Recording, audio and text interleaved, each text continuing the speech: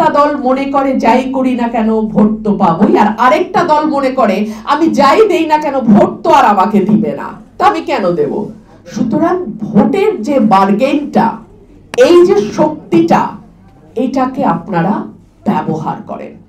যাকে ইচ্ছা, যাকে ভালো ক্যান্ডিডেট মনে হবে, দল দেখার দরকার নাই, ভোটটা তাকে দেন, বিপদে নিশ্চয়ই তাকে পাশে পাবেন।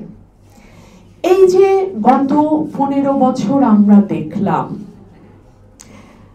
হঠাৎ করে কি ফেসবুকে একটা পোস্ট আসে, ধর্ম অবমাননা, সেই বাড়ির উপরে হামলা, পাড়ার পর পাড়া জ্বালিয়ে দেয়া হয়, একটা পুরুষও ঘরে থাকতে পারে না। কারণ নাসিরনগর আমি নিজে ভিজিট করেছি, আমি যশোরে আমি গেছি, অভয়নগরে আমি গেছি।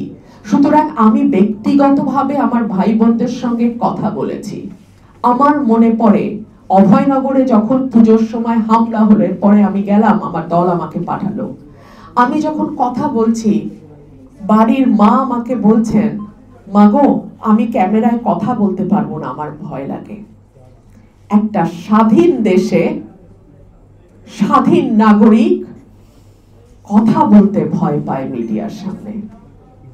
এই বাংলাদেশ আমরা চেয়েছিলাম?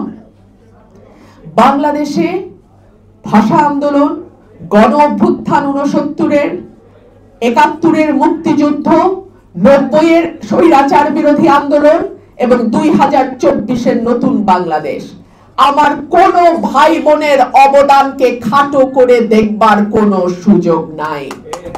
হিন্দু, মুসলমান, বৌদ্ধ, খ্রিস্টান, যে যেই ধর্মের, ধর্ম যার যার, বাংলাদেশ সবার।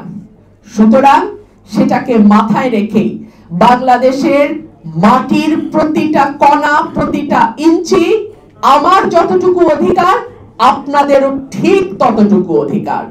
সুতরাং আপনার রক্ষাকর্তা আপনার দেশের বাইরের আর কেউ হতে পারে না।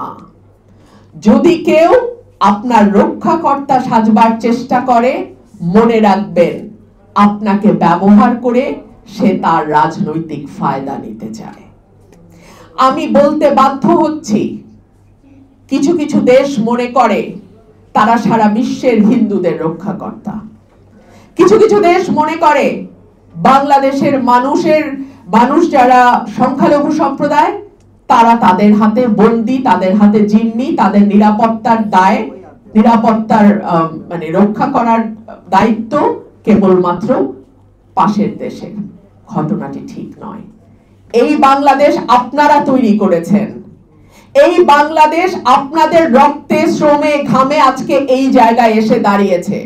সুতরাং বাংলাদেশে যেই সরকার যখন থাকুক, তাদের দায়িত্ব আপনাদের নিরাপত্তা বিধান করা এবং তাদের কাছ থেকে নিরাপত্তা আদায় করবার দায়িত্বটাও আপনাদের। সুতরাং এই যে রক্ষাকর্তার খেলা, সেটা আওয়ামী লীগ হোক কিংবা আর কেউ হোক, এই রক্ষাকর্তার খেলা আপনারা খেলতে দেবেন না।